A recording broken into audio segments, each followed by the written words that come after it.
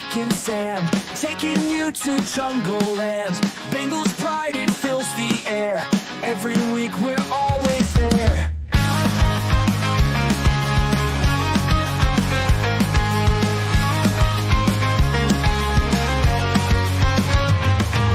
Touchdowns, tackles, all the plays. Bengals roaring every way. Stories, news, and game recaps. Jungle Juice, we bridge those gaps. Welcome to the Jungle Juice. Mick and Sam, let's break it loose.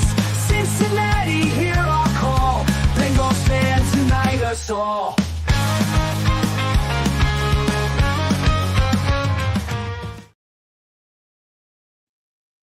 This week's edition of Jungle Juice Podcast. I'm Sam. Hey, he's Mick. How's it going? It's going. It's going. Did you get the stain out of your sweatshirt?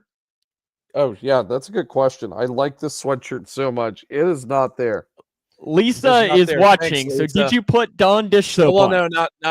No, I didn't have to. Thanks to Lisa for the dish, for the Dawn dish soap. So let's first off explain. I did not use that. That you bought this sweatshirt for the game on Monday, correct? I did. Or on Thursday of last week. White crew neck sweatshirt from Rally House. Saw a few people wear this. It's actually really nice. I'm going to wear this quite a bit. And then what did you do? I proceeded to eat Jamaican jerk chicken wings from Molly Malone's, which were delicious, by the way. Hours within wearing this shirt, and I got a little bit of wing sauce on it. And then everybody clowned me, yes, including Lisa, including our buddy Luke Atkins. Who else clowned us? A lot of people clowned us. Us. There was no collective us. You I clowned did, me. and it was well deserved. Because as soon as I walked in and you were sitting on the couch, Schubert clowned me. As soon as I saw you sitting in a all white sweatshirt, I was like, that is not going to end well. And then you go ahead and we're at the restaurant and you say, I want wings. I was like, if Vegas would have had odds on you getting wing sauce on your sweatshirt, it would have been ungodly, like, low odds. Like, I'm not even sure the equivalent of the odds that it would have been as to, unbelievable. I was like, yeah, no, that is absolutely going to have anything happening. But before we get into the show as well, got to wish you and your better half tomorrow. Happy anniversary, right? Thank you very much. Yes, happy anniversary to my wife Sam, my rock. I don't know. I don't get very romantic on the podcast, but she does mean a lot to me. She is your much better half. She's what keeps this household afloat. She's what keeps me afloat. 4 years tomorrow. This jabroni to my left was the best man of the wedding. Gave a pretty good best man speech. I've seen some bad ones before, so yours was pretty good. See, what was funny? Don't expect nearly as good of a quality. When the time comes for you. If is a very key word there. But congratulations! 4 years? Yes. Happy anniversary! Happy anniversary! Okay, let's get into the show for today. And on today's show, we get to talk a little bit Bengals Steelers. I know it's been a while, but I think it's good to kind of recap it. And it's a game that's fun for us to recap. It's going to be fun to talk about. We got to talk a little trade talks as well. If this game was like a blowout and the Bengals got... Oh, sorry. I was going to say, if this game was a blowout and and we wouldn't be talking about this game nearly as much if it were like, the past 4 weeks of football. But go ahead. Sorry, I cut you off there. Trade talks. We're going to talk a little bit about that. ESPN wrote an interesting article earlier today. And then we're going to get you ready for the Bengals and the Jets on Sunday, and which should be a fun afternoon at Paycor Stadium. But remember to follow us on our social media channels for Facebook, YouTube, Twitter. We're also on your favorite podcasting platform. Give us a 5-star rating that way. I know our Facebook follower count is going up, so we're trying to get to 10,000. So that's our goal. So if you haven't already, give us a follow that way. We try to give you at least somewhat okay content. somewhat okay, I think is what I've worked really hard posting these memes on the Jungle Juice page. I mean, you post so much. In the last year, Mick, I think you may have made one post. I think I've made 2 posts since we've created the page. Uh-huh. So yes, you shared a video of a touchdown, I remember. I shared a graphic with Joey B getting his 100th touchdown, I think, against the Niners. And I was like, okay, so 2 years ago. Good job. A legend or something like that. Good job. You know. Good job. You're killing it. You're killing it and doing everything. Yeah. That's no. Yeah. Sam works very hard. I try. I just show up once a week. Sometimes I take notes for this podcast. Sometimes I don't. Today you're gonna is today gonna be is the question. I do love. Is that a white pencil? Or are you just completely going all in on the whiteout theme, even though it's 1 week late? Well, this is so I've been able. I'm lucky enough that Sam has an iPad. Wife Sam has an iPad. Oh, and she lets you use it? Yeah. So instead of like toggling between tabs on the laptop here, which is just very gruesome, not gruesome, tiresome, annoying. I now have like the PFF pages pulled up on the iPad here, and now I'm just kind of scrolling around with the stylus, and can click on stuff. A very high tech household over here. It is. My goodness, fancy here. Okay, let's dive into this game. Bengals defeat the Steelers on Thursday Night Football, 33-31. One of the more fun games I've attended at Paycor Stadium, I would say. It's up there in the, I don't know that anything will top Raiders playoff game, but even then, that was a different level of fun because the fun really didn't happen until there were zeros on the scoreboard, because up until that point, it was freaking miserable because we just how's it going to go this time?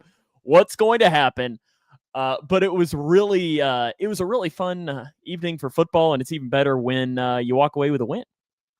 Yeah, I mean, I'd say this is probably the best environment that I've been. I guess, yeah, probably the best environment at Paycor that we've been to since at least the Broncos game last year. Oh, it's not even close. Yeah, under the lights, primetime football. It is essentially a must-win game for the Bengals, which they. As we all know, they came out on top.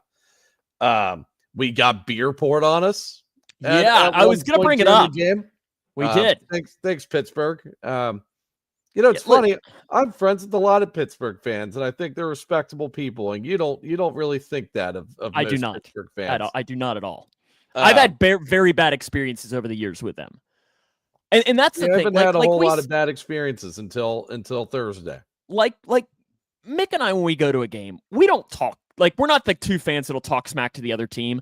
Now, we might, I remember a couple of years ago for the Rams game, there was a Rams fan that sat next to us. And I think we had some, but it was very friendly, banter back and forth. No, I actually look forward to, having opposing fans next to me, not to talk, smack to them or anything like that. If anything else, it'll be friendly banter, Well, I think that we're all, we're both pretty knowledgeable about the game of football, about the NFL in particular, where, if you're talking with somebody that knows at least a little bit about their team, you can honestly just kind of pick their brains and, and see what they're thinking of what's going on in the season. That Rams fan, it stands out to me. We don't have a lot of opposing fans sit next to us. I think that might be, we didn't have any sit next to us during the Steelers game. Somebody poured beer on us from 5 rows away from us behind us. And that's the part that I was getting at, is it's not like if we had been talking smack to these guys the entire game, or yelling at them or something. Not that that's okay to do, but it at least would be okay, maybe you could say we deserved it. I don't think we said one word to these guys, but they score a touchdown. I didn't even know they were there. I knew they were there because when I turn around and give somebody a high five behind, they kind of gave me a look, and I was like, okay, whatever. But when they scored the touchdown to go up late, all of a sudden, Mick and I, in our angry state, just feel beer running down our backs. And it wasn't a ton, but it was enough that we were misting a beer. So we might be overplaying our, but it wasn't nothing. Our soapbox here. But yes, no, we definitely felt it. Wasn't great. We also won at the end of the day. We had choice words for him, or I had choice words for him. You did. You did. It was just, I was like, you know what? I don't even know. Okay, game itself. I think we start with old man Flacco, right? Uncle Joe, Grandpa Joe, however you want to use it. 31 of 47, 342 yards, 3 touchdowns. I am giving him 2 runs for 13 yards. I know technically he was given 5, but 3 of those were kneel downs. Like, throw those out. Like, I know technically it counts, but including, I want to start with the read option that Joe Flacco runs for a gain of 12 yards on that play. If like them running the read option with Joe Flacco was not on my bingo card at all.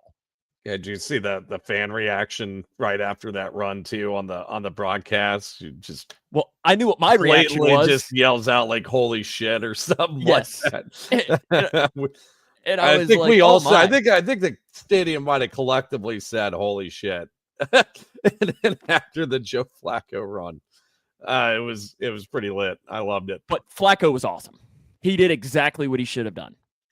Yeah, I think when we talked about, keys to winning the game, because of the Steelers pass rush in particular, you thought they were going to have to go to the quick game again, like they did against Green Bay, and boy did they do that. Average time to throw for Joe Flacco is 2.27 seconds, which is insanely fast. To put that into context a little bit, Tua has the smallest average time to throw in the league this year, playing for that god-awful Miami Dolphins team at 2.55 seconds. So that's a whole third of a second less than what the lowest mark in the league is. And it's a similar theme to what was their game plan against the Packers, right? Flacco's average time to throw in that game was 2.35 seconds. So, and to put into context, you look at Joe Burrow's average time to throw, and it's because Joe Burrow likes to extend plays. But his is all, usually around 2.7, 2.8 seconds. So Joe Flacco was getting the ball out pretty quick during this game. His passes were crisp. I think that the play design that Zach had was probably one of the best called games I've seen him call in a while. Now it's probably dating back to sometime last year. The offense was just on time. Joe Flacco found receivers when he needed to find receivers. He threw the ball away when he needed to throw the ball away. And I'm not talking about throwing it out of bounds, just throwing it down at somebody's feet, which we also saw during the Packers game a little bit. But it was nice not seeing this offense take too many negative plays. Didn't see a lot of sacks. Didn't see a lot of tackles for loss. And Joe Burrow, or not Joe Burrow. Well, he might as well have been Joe Burrow because Flacco was absolutely cooking during that game. And it also helps when you have maybe the best player in the NFL. I made that comment a couple of weeks ago. Ja'Marr Chase, I think, is the best player in the NFL. Like, he's unreal. 23 targets, 16 catches, 161 yards, 1 touchdown, and I love it. I don't know, we were talking about the TV broadcast earlier. He had 1 drop. Oh, I was about to talk about. Have you seen the Flacco reaction to Chase? He goes, "What? That guy drops passes? What?" Yes. Also, the Kirk Herbstreit and Al Michaels reaction to that was pretty hilarious. They were like, that is unacceptable or something like that. Just good banter across the board on the Ja'Marr Chase drop, which is a good thing. He probably dropped that ball because that play was going nowhere. But yeah, Ja'Marr Chase, best receiver in the NFL, question mark, probably. He's playing pretty well. There's no question mark, Mick. There's no question mark. I don't think there is either at this point. It was a great game from Ja'Marr, 89.5 receiving grade, highest graded game of the season, and the highest graded game that he's had since week 5 against the Ravens last year, where he also torched them. It's weird seeing Ja'Marr Chase is like, well, not weird, but we always talk about Ja'Marr Chase, the yak guy, or Ja'Marr Chase, the big catch guy, big play guy, or whatever you want to call it. This game was Ja'Marr Chase, the security blanket. which yeah, because what was his longest catch? Like 19 yards, wasn't it? Yeah, I don't think his longest catch was very long. I don't have it noted on here, but I'll look while you're talking. yeah, I mean, this was really Ja'Marr Chase, the security, the security blanket. You had him catching a lot of hitches, outs, slant routes. Neither of them did he really take to the house. 18 yards. 18 yards. But obviously he was the one that Flacco was going to quite a bit. He was the one that, it just speaks to Jamar's skill set, because when you think of security blanket wide receivers, you're thinking of people that are Tyler Boyd. Yeah, people that are not too fast, but they're just big targets. Or hell, even T. Higgins last year was the security blanket of this team at various points. But Ja'Marr is just so talented. It's so fast. Great at the catch point. Great after the catch. One of the best wide receivers we've seen after the catch, since he's been in the league. But just, the fact that he's able to be a security blanket with that type of skill set is amazing. And definitely showed on Thursday last week. Schubert asks, where does JSN rank as far as receivers? To me, and you can disagree with me, Mick, you need to be in the conversation as best receivers for more than a year to be classified as best receiver in the NFL. Yeah, and JSN he's having an unbelievable season so far. Really good year. But if we're having this conversation in a year, we can put him in that conversation. But right now, no, he is not. He is not there. The security blanket, though, that you talked about was T. Higgins. And to me, T. Higgins had the biggest play of the entire game, without question. Yeah. And, he had 6 catches, 96 yards, 1 touchdown. Now has 7 straight home games with a touchdown. Interesting. Didn't know that. I had no idea that was on the radar there. Interesting bet if you're wanting to throw one in on Sunday against the Jets.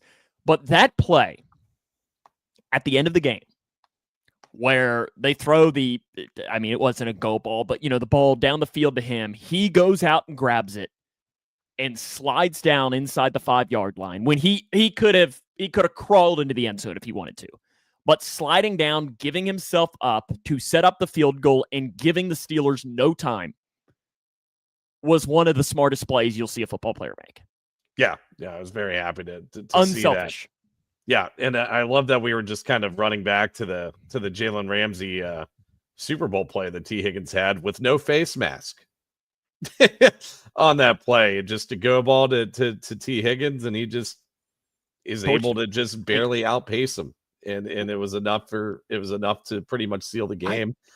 I just find it hilarious that all off season it's we're getting Joey Porter, we're getting Jalen Ramsey, we're getting Darius Slay, we're getting all this to stop the Bengals. Mick, did that work? I don't think it did, because Jalen Ramsey got torched all night. I mean, Ja'Marr Chase made Jalen Ramsey his son after that game. I mean, Jalen Ramsey just looked really slow in this game, and don't know. It's one game that I've seen from Jalen Ramsey. I haven't really seen him a whole lot this season. I just don't know why they kept playing man. It didn't make sense. Like, I know that they're a man team, but my goodness, they were just getting torched all night. Yeah, and then Jalen Ramsey has been playing pretty well up until, I guess, the Cleveland game last week. He's grading in the 80s, 60s, 70s, and last week 47.4, and this week obviously pretty terrible as well. A 37 coverage grade. I'm surprised it's that high. Yeah, well, he only gave up 5 receptions for 62 yards and a touchdown. Did have a PBU against T. Higgins at the goal line, I think in the second or the third quarter. Okay. So that probably brought up his grading a little bit, but yeah, I mean, he wasn't the answer for Ja'Marr and T. Joey Porter Jr. really wasn't the answer either. They really didn't have an answer on defense at all, which was just really surprising and all for the better for us, right? We thought that this defense was gonna, still provide some challenges in this game with how good their pass rush is, how their linebackers have played mostly throughout the season, and they have some good corner depth, and they do have a good safety room as well. But for them to, for the Bengals to come out and just absolutely gash them in both the run and both the pass and the run game, which we'll talk about the run game here in a second. Yeah, you led right into where I was wanting to go next, because to me, that's the biggest reason as to why the offense had so much success is they could run the football. Yeah, no, I mean, it was overall, I mean, kudos to Zach Taylor.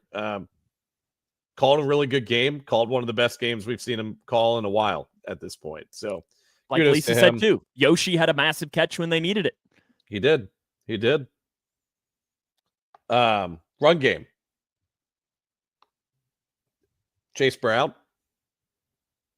I think probably his best game of his career so far. I don't even know if it's even close. 90.7 run grade, 11 attempts, 108 yards, an astounding 8.91 yards after contact, which is insane. Nearly three times his previous high from this season. Nearly 3 times. And far and away his highest of his career. His previous high was like 6.5 last year against the Commanders. Mm-hmm. Yeah. So just an unbelievable game from Chase Brown. 7 missed tackles forced, which is, I mean, Al, if you're just one player and you're causing 7 missed tackles in a single football game, 7 missed tackles is a high number for a whole defense to have on every other player on the offense during a game, and for you to alone cause 7 missed tackles is insane. PFF has an elusiveness rating. I don't know if you've ever noted this. It's on the very end of like the rushing stats that they give. I don't know if this is the highest elusive rating that they've ever recorded, but he had a 548.3 elusive rating in this game. To put that into context for how Chase Brown has been elusive throughout the season. So that was 548.3. I'm seeing elusive ratings of the prior 6 games of 62.1, 24.3. I've got 2 zeros in here, a 76.9 and a 30.3. So his elusiveness during this game was 3 times as good as all the other games that he's had in this season combined. That just speaks to how good Chase Brown was in this game. He was incredible. I don't know any other way to put it. It was a great game from him. And to put things into even more perspective with that as well is best running back in the NFL right now is, I mean, let's just use Bijan as an example. Bijan's average elusivity rating is 153.5. This was 3.5 times better than the most elusive running back in the league. Devon Achane, another really elusive running back, right? Mm-hmm. 101.3. So like you're seeing, and what was his number again? 5 something? 548.3. I mean, that is, I'd love to go back and look and see where does that rank like all time in games? Well, and we don't have to look that far because this is like a relatively new stat. I think they came out with this stat in 2023. So I didn't go through the effort to find it.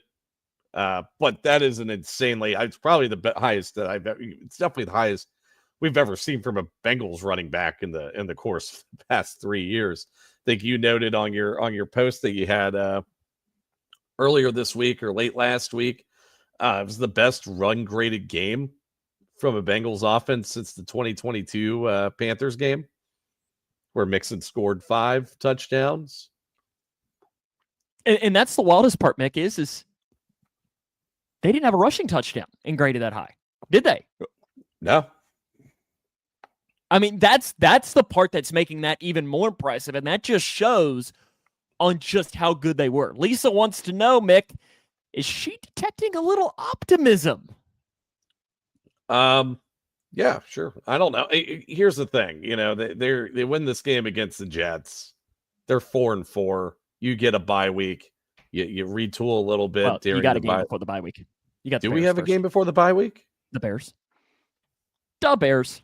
Did my calendar get all messed up here? What the hell? Well, the Bears game is on November 2nd. So, then I will be at that game, by the way. Oh. We don't leave until November 6th. Oh, well. Okay, well, we might have to talk about that after. Because we tried to give away your tickets that night. Hopefully that person can't go that we were going to give your tickets to.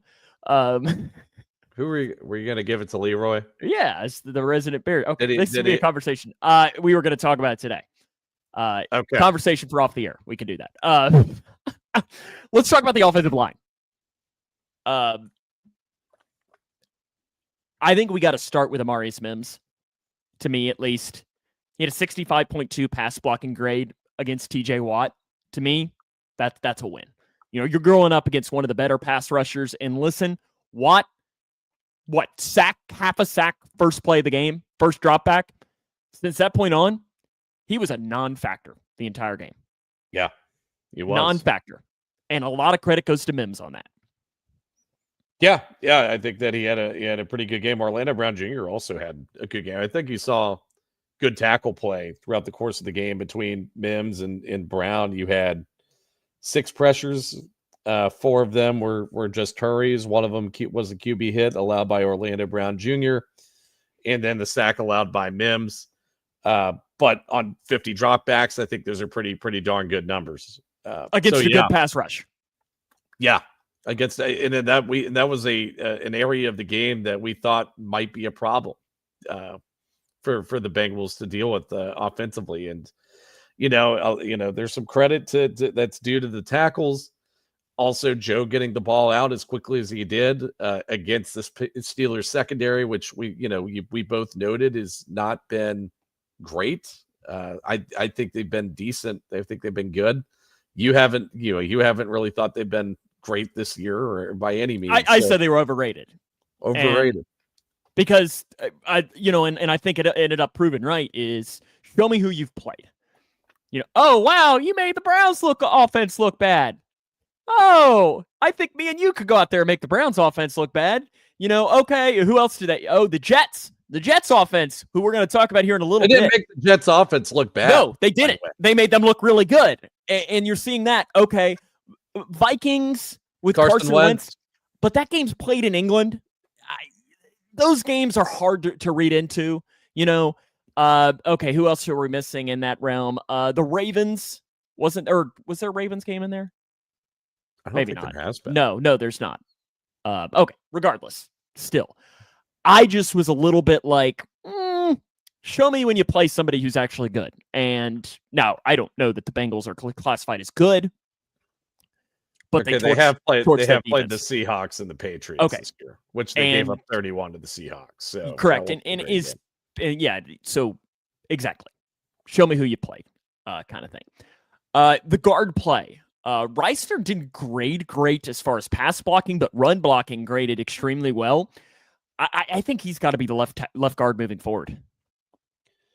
I'd rather have him move back to right guard in place of Jalen Rivers because we have yet to see I think you got to try and get Lucas Patrick in there.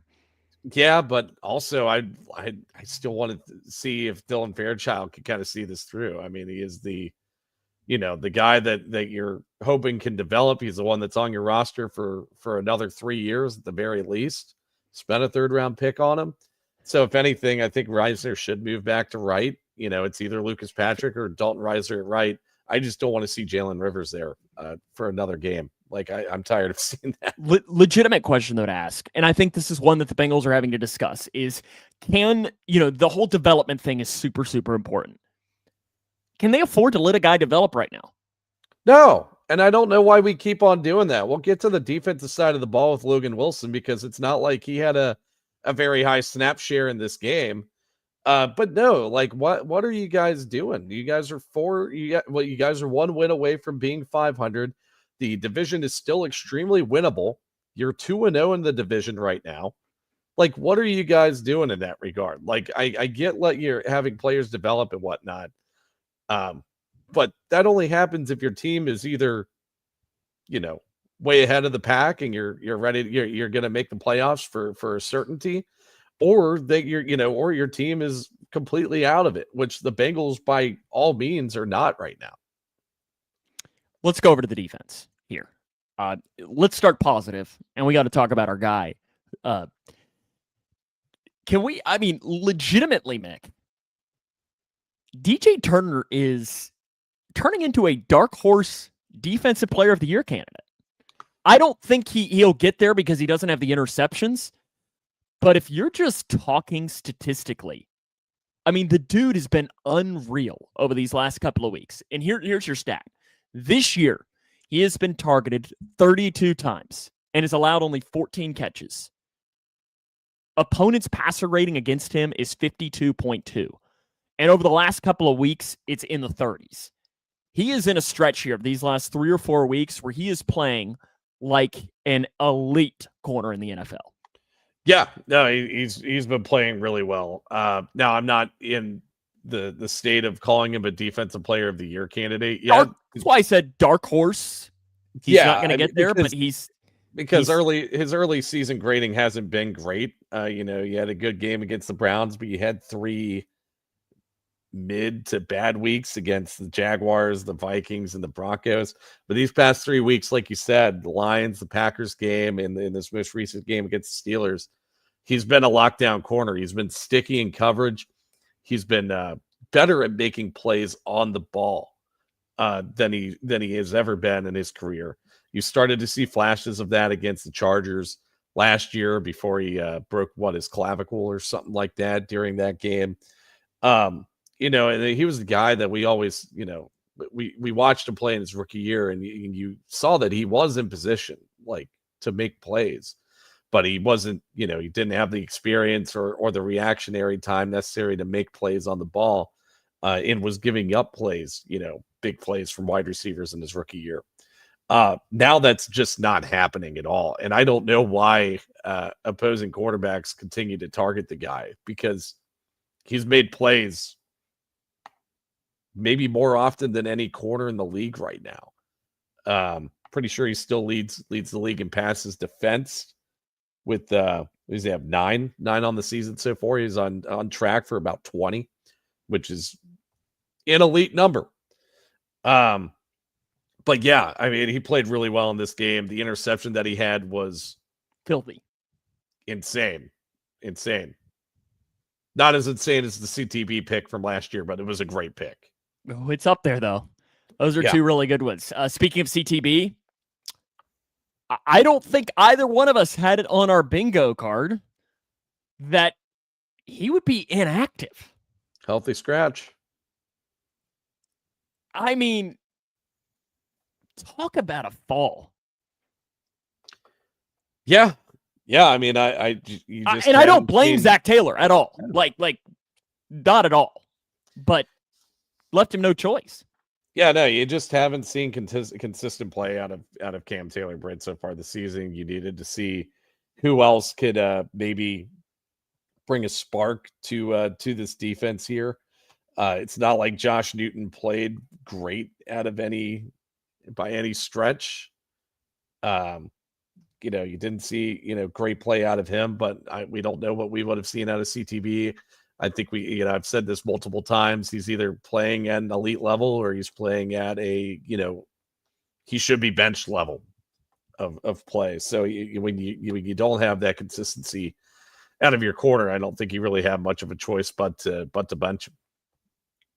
Wild that it has gotten to this point. Speaking of benchings, although really not, Logan Wilson did play more than he did the previous week against the Packers, but Mick, he needs to play more over Demetrius Knight. Like, Demetrius Knight, another game where he struggled, led the team with 4 missed tackles, and Logan graded. You have the numbers there in front of you, not too terribly.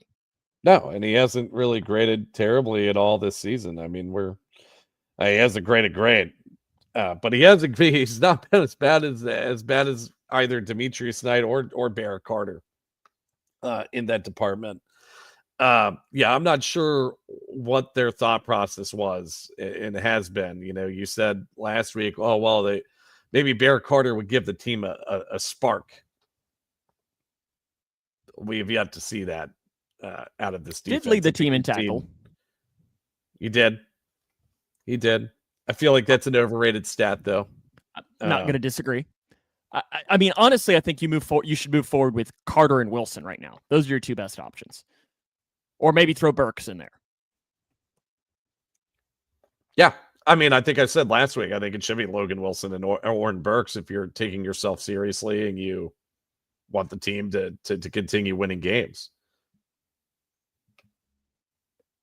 Yeah, I don't disagree. My other big takeaway for the defense, Mick, is God, this defense needs Trey Hendrickson. Yeah. God, they need Trey Hendrickson. I mean, my goodness, this pass rush. The pass rush, can we even call it a pass rush? I'm surprised this isn't higher. Aaron Rodgers had an average time to throw of 2.87 seconds. I think that's just because they were, they had a game plan to get the ball a little bit quicker out quicker than what they did. I just, you go back to that touchdown to Johnny Smith in the first quarter, 8.5 seconds for a 41-year-old quarterback to have in available time to make a play is insane. And it's not like he even made a guy miss in the backfield on that play or, did a Burrow, like the Burrow play against the 49ers a couple of years ago, where Burrow was sacked like 9 times, but yet still completed the pass. It wasn't something like that. Or you think back to the play against the Titans last year. Wasn't that another one where Burrow had a lot of, making movements and so on? This was literally one where I think he legitimately could have run up, gotten himself a couple of cheese conies at the concession stand, come down, eaten them, and then passed it to Smith. And you think Aaron Rodgers is cool enough to eat cheese conies? No, he'd probably want to find some. God only know. I don't want. He just wants a plain hot dog with no condiments. No bun, too, probably. No bun. Yeah. He's on the Afghan diet. The Afghan probably diet. A lettuce wrap. Yeah. A lettuce wrap for his hot dog. With some ayahuasca on the side. There it is. Anyway, I was waiting for it. Yeah. So, I mean, I think the pass rush, and it's crazy because they didn't grade terribly in this game either. It's just, at various times that when the pass rush looked bad, it looked horrendous. But yeah, I mean, you saw, Joseph Osai get a few pressures in this game. He had 4, 15% pass rush win rate. I like this line, Josh. I'll give you props there. Extra mushrooms. But you didn't really see much out of really anybody else. Miles Murphy, Shamar Stewart did not really get anything going in this game. Didn't see anything really up the interior as much as you really hope to see. Chris Jenkins had an okay game.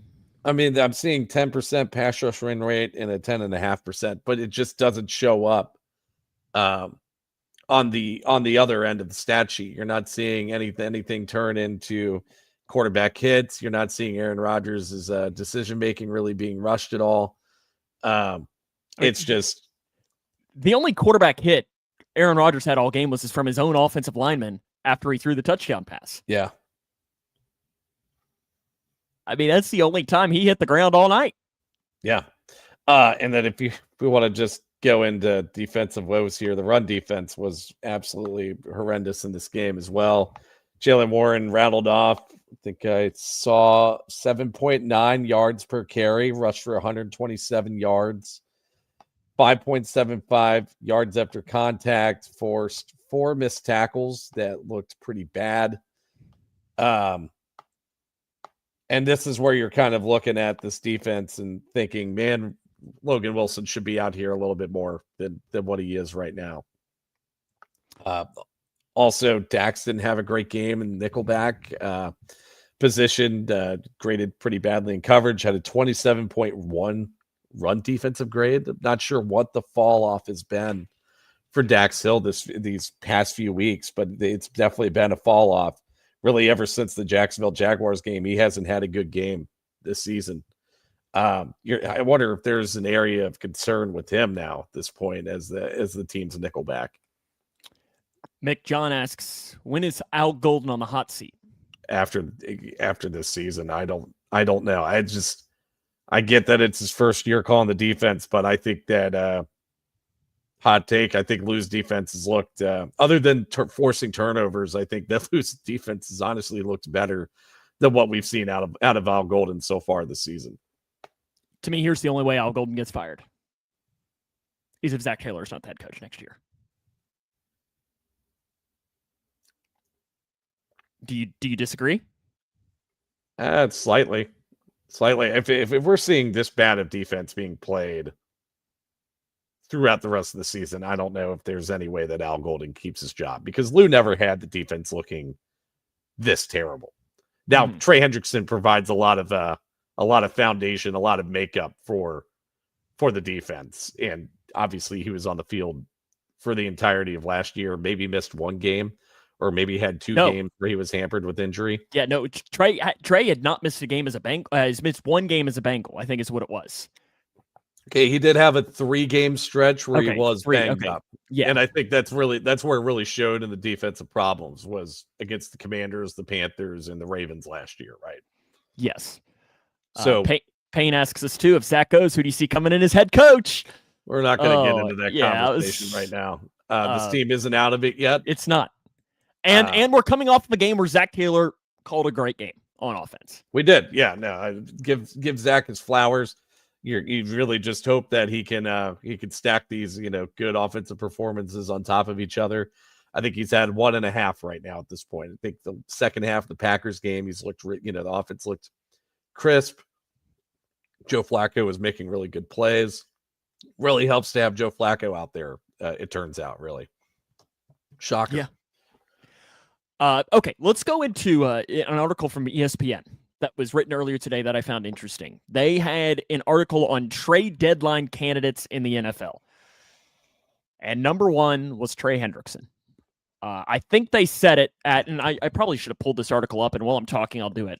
So they set percentage chances for all of these to happen, Mick. And while I'm talking, I'm going to want you to give me a high, low, or whatever it might be for these deals. But Trey Hendrickson is an interesting one. And right now, I'll say this, but while I'm pulling up this article, I think it is a 0% chance right now because the Bengals are still in the playoff hunt. Agreed? Yes. And honestly, it would be egregious for them to. When is the trade deadline? Is that on November 1st? I think you've still got, it is November 4th. So it is after the Bears game. So if you lose to the Jets and you lose to the Bears, I think you have this conversation. So here was the article. They gave a 20% chance to Trey Hendrickson getting traded. I think that's high. I would say that's high. I mean, if they lose the Jets, that number goes up astronomically, I think. And if you lose the Bears, it goes up even more. Yeah. Because honestly, if you lose both of those games, it would be malpractice to not trade him. Yes. Yeah, I don't think the team's really going to go anywhere if they don't win at least this Jets game. They would win the Jets game, lose to the Bears. They're 4-5. They're still in it. I think the Bears are a good football team this year. But yeah, if they lose these next 2 games, then this definitely becomes a point of discussion. Number 11th on this list was Logan Wilson. 60% chance. That's actually a pretty accurate number, I think. I think so too. But here's my question: What do you what would you get for Logan Wilson? Probably day 3. 5th. Yeah, probably a 5th, 6th. I don't know why Logan Wilson's not on the football field as much. I don't disagree. No sense to me. Honestly, that's why Al Golden should be fired. Like if this defense doesn't turn it around, is really terrible personnel decision makings like that. And 20th on this list is Cam Taylor-Britt. Here's my thing with Cam Taylor-Britt on this list. He might get released. 25%.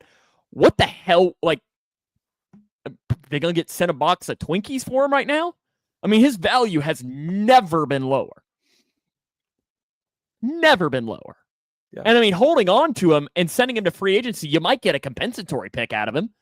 Yeah, I would honestly rather, yeah. And I mean, so what, your compensatory pick, you're looking at a 6th or a 7th?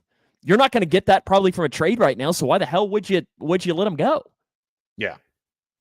And I'm sure he would be a guy that maybe a change of scenery would do a lot for, but I don't know. I found those percentages interesting, written by ESPN earlier today. Okay, let's dive into Sunday's game, Bengals against the Jets, 1 o'clock on CBS. Spiro Ditas and Adam Archuleta will have the call. I think that's a really good combo. Is that the F crew? Is that the... I'd probably say D. D crew? D crew. Okay. Spiro's really good. really, really good play-by-play guy for it.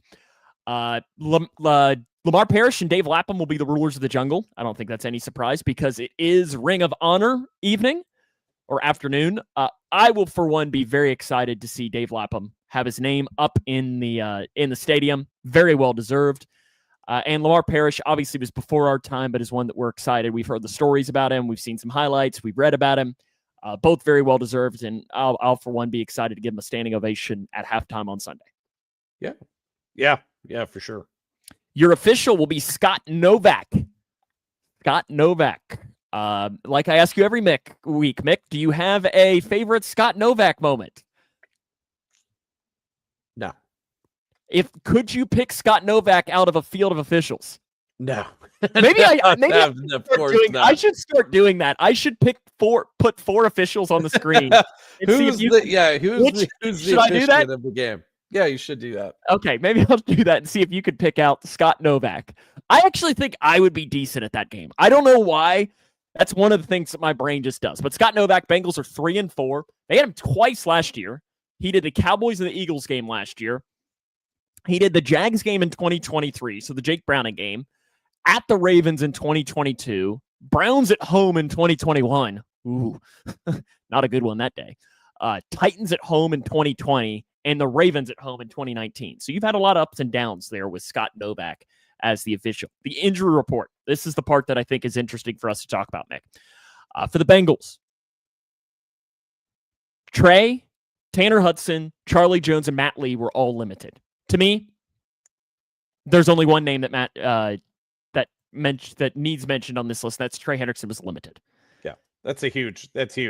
Zach Taylor said he's day-to-day. Limited on Wednesday is a good sign. It's absolutely extra strength Tylenol pain. 1,000%. I'm not going to deny that at all.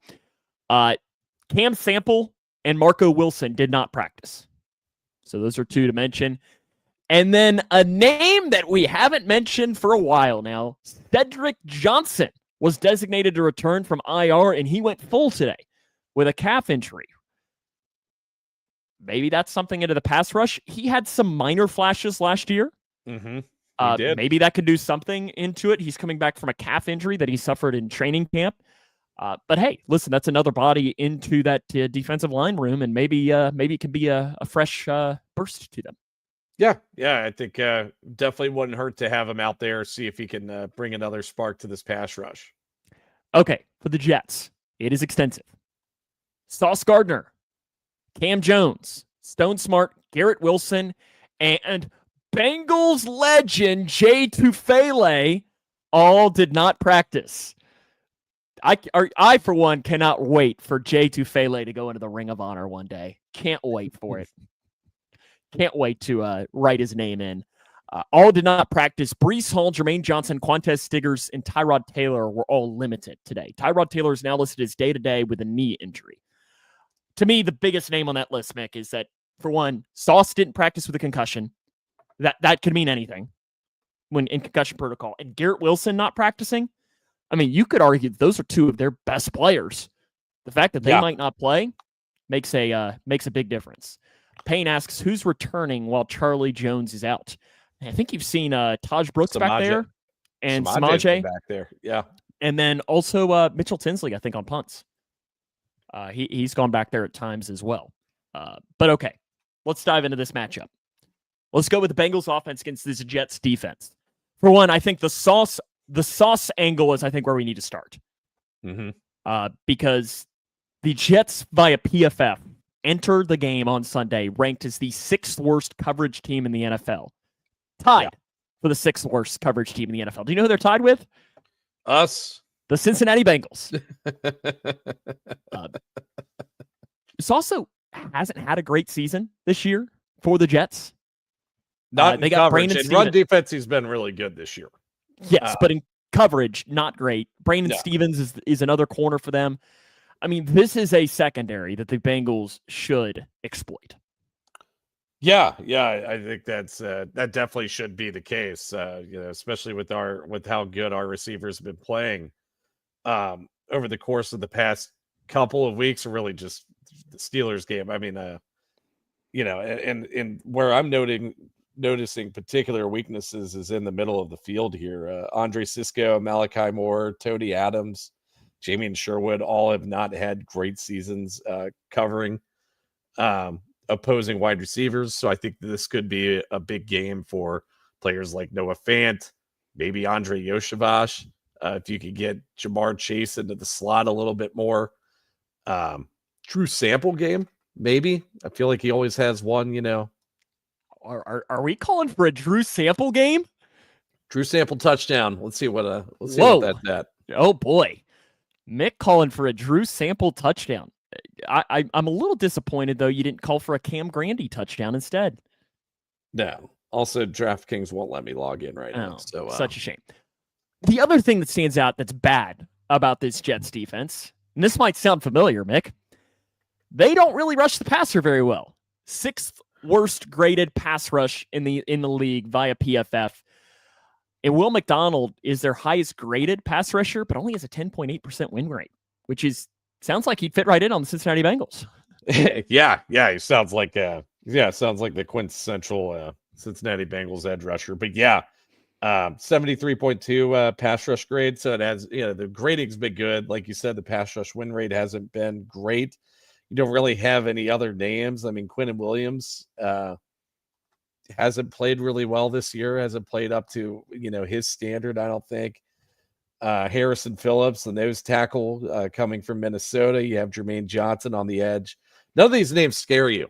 This might be the best or the worst pass rush unit that the Bengals have played so far this season. I don't think it's even close, is it? I don't think it's close, is it? They've played elite pass rush units pretty much all year at this point. I mean, I'm not even sure. Who's the worst pass rushing unit that they faced? The Jags? I was going to say maybe the Lions. But they still have Aiden Hutchinson. They do. But still, you're looking at top tier rushers. They have played a star-studded list of. The last time they've played, I guess the Broncos don't have an elite pass rusher on their team. But they're all good. And then the Jaguars, they have Josh Hines Allen, who I would say is borderline elite, right? And Trayvon Walker. So yeah, I mean, I think that this is by far and away the worst pass rush unit they've played so far this season. I'm interested to see how well this offense. The one thing I'm worried is this offensive line take a beat on this, and they know the level of competition they're playing, and they're just not at their best here.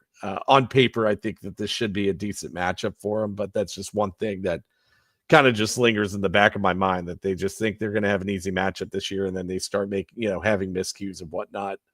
But yeah. We'll see, but this should be a pretty favorable matchup for the offensive line.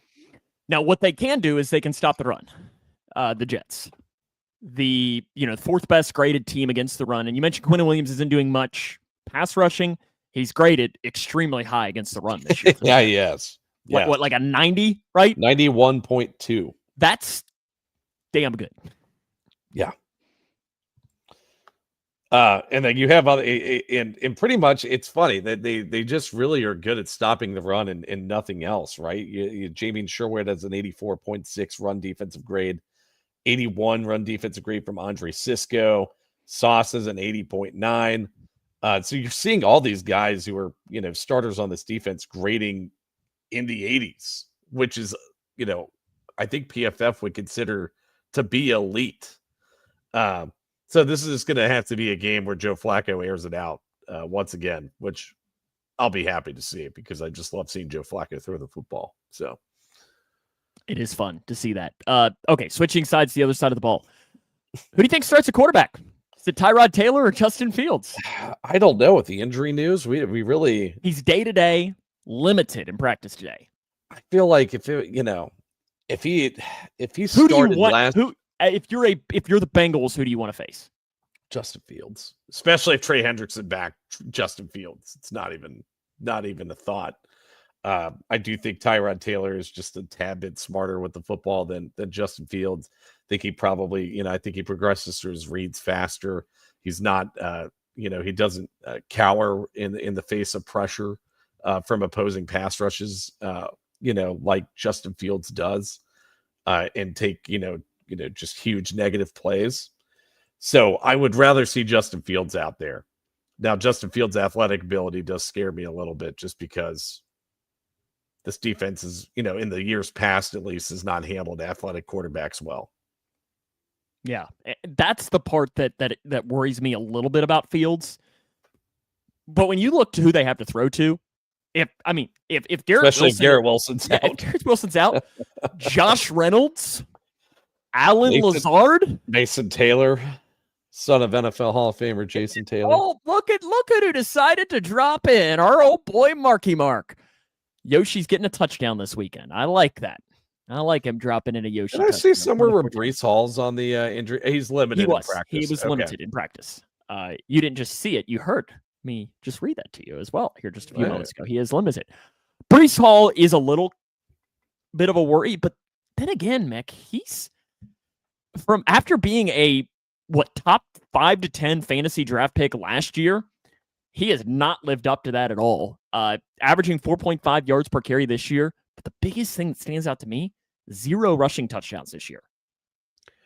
Yeah, no, that he's definitely had it down, past couple of years. Not sure what the case really is. Has graded pretty well in receiving, but nothing robust. 19 receptions, 164 yards, no touchdowns, 72 receiving grade. This offense isn't good. This might be the worst offense in the league. That's not the Cleveland Browns.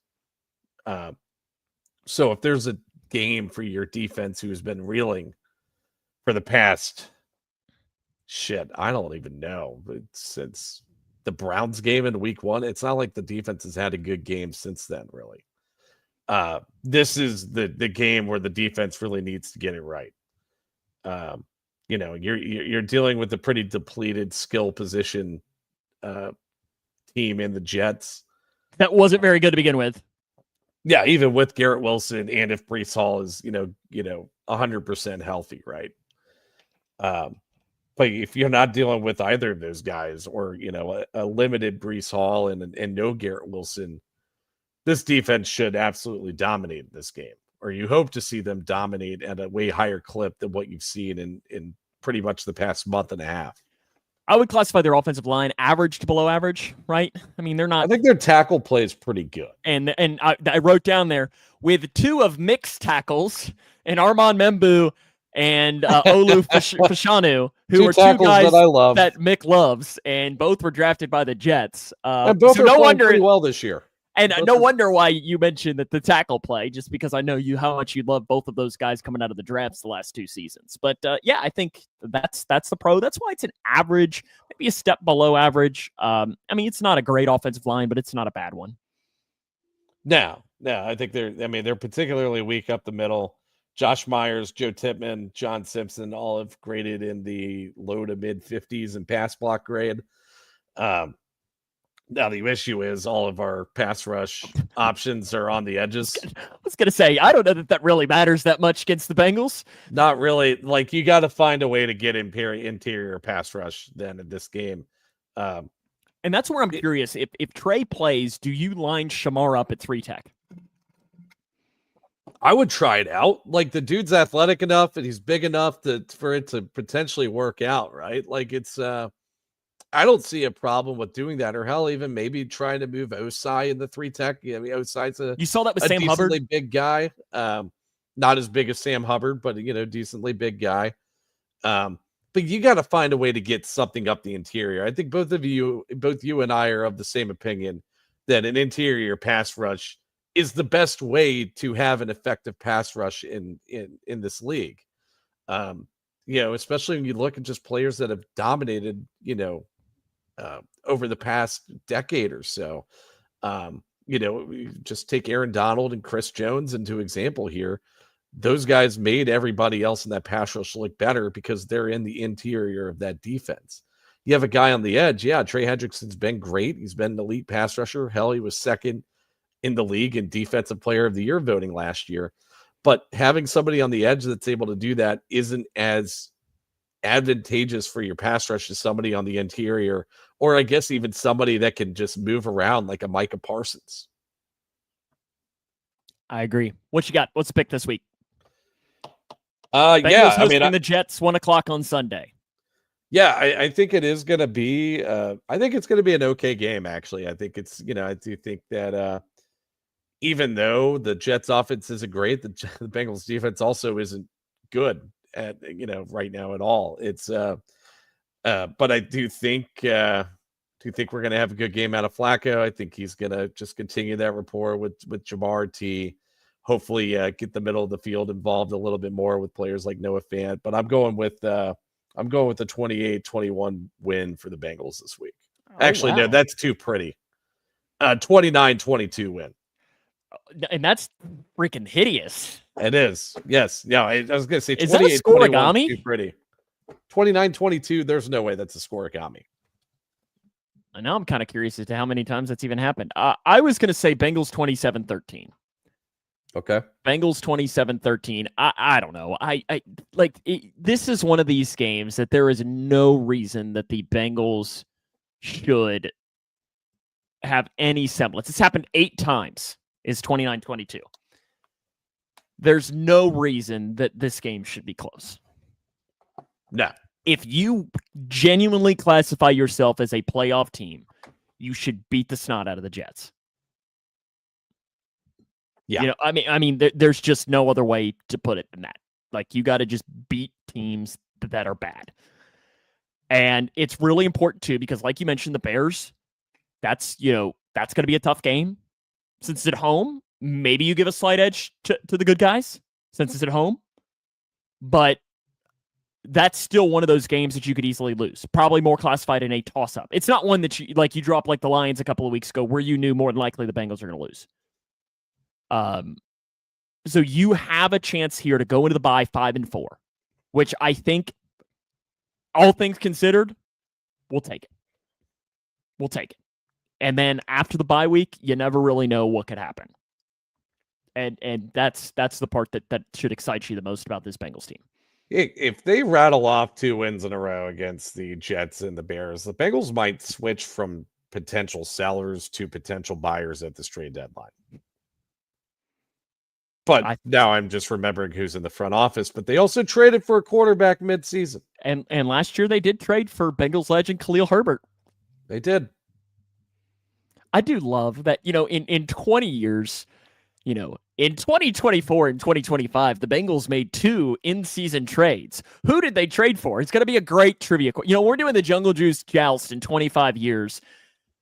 The mid-season trades is going to be a fun one to drop in there because I feel like Khalil Herbert's going to be the one that we're all going to forget.